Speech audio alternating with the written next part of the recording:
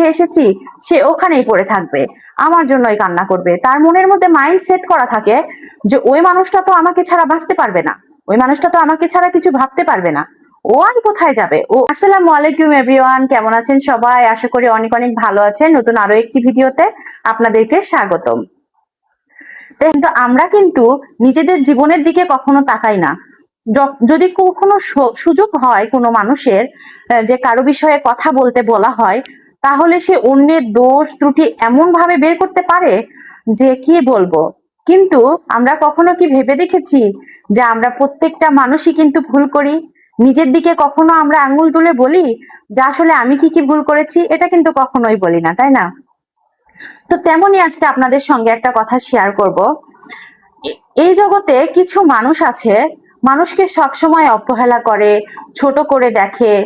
একটা সম্পর্কে দুইটা মানুষ থাকে, দুইটা মানুষের মধ্যে সব সময় একটা মানুষ বেশি কেয়ারিং হয়, বেশি ভালোবাসে, বেশি যত্ন করে। আরেকটা মানুষ আছে যে মানুষটা বেশি যত্ন করে তাকে কষ্ট দিতে সে একবারও দ্বিধাবোধ করে না।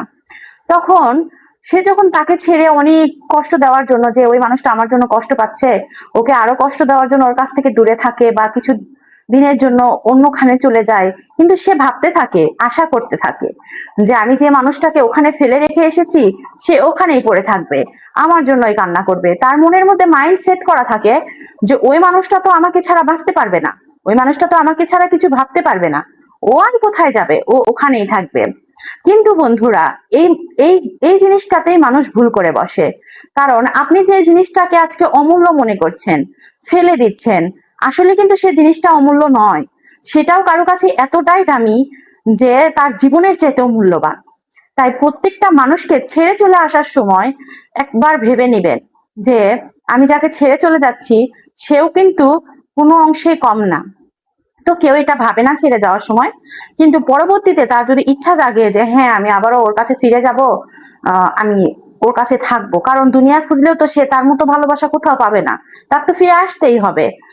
যখন ফিরে আসে তখন কি সে আর আগের মতো সেই মানুষটাকে পায়? কখনোই পায় না। কারণ তার শূন্যস্থান পূরণ করার মতো কেউ পৃথিবীতে না থাকলেও তার শূন্যস্থানটা কিন্তু শূন্যস্থান থাকে না, কোনো না কোনো ভাবে শূন্যস্থানটা কিন্তু পূরণ হয়ে যায়।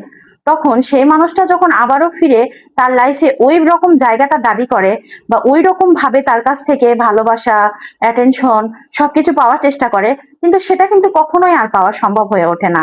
তখন সে শুধু নিজে হতাশায় ভুগতে থাকে যে আমি কি করলাম, কেন আগের মতো হচ্ছে না, কেন সবকিছু আগের মতো হচ্ছে না, কেন আমি আগের মতো সবকিছু ফিরে পাচ্ছি না। তো বন্ধুরা, একটা কথা সব সময় মনে রাখবেন যে কোনো মানুষই দুনিয়াতে, আল্লাহ তাআলা আমাদেরকে সৃষ্টি করেছেন কোনো না কোনো অসীম গুণ সম্পূর্ণ করে দুনিয়াতে পাঠিয়েছেন। সবার মাঝে আল্লাহ কিছু না কিছু এমন গুণ দিয়েছে যেটা আরেকজনের মধ্যে নেই। তো প্রত্যেকটা মানুষকে অবহেলা করার আগে একটা বার ভাববেন যে ওই মানুষটাকেও কিন্তু, যে আল্লাহ আপনাকে সৃষ্টি করেছে ওই আল্লাহ কিন্তু ওই মানুষটাকেও সৃষ্টি করেছে। তো আল্লাহর বান্দা সবাই কিন্তু আল্লাহর কাছে সমান। তো মানুষকে ঠকানোর আগে একটা বার ভাববেন যে আমারও কিন্তু এই পরিস্থিতিতে পড়ার লাগতে পারে, কারণ এই দুনিয়ার ধার দুনিয়াতে শোধ যায়। মানুষ কর্মফল দুনিয়াতে ভোগ না করে কখনো পরপারে যেতে পারে না। আর যদি আমার কথা থেকে আপনারা কোনো কিছু শিখতে পারেন বা বুঝতে পারেন বা আপনাদের ভালো লাগে, তাহলে কিন্তু অবশ্যই লাইক কমেন্ট শেয়ার করতে ভুলবেন না।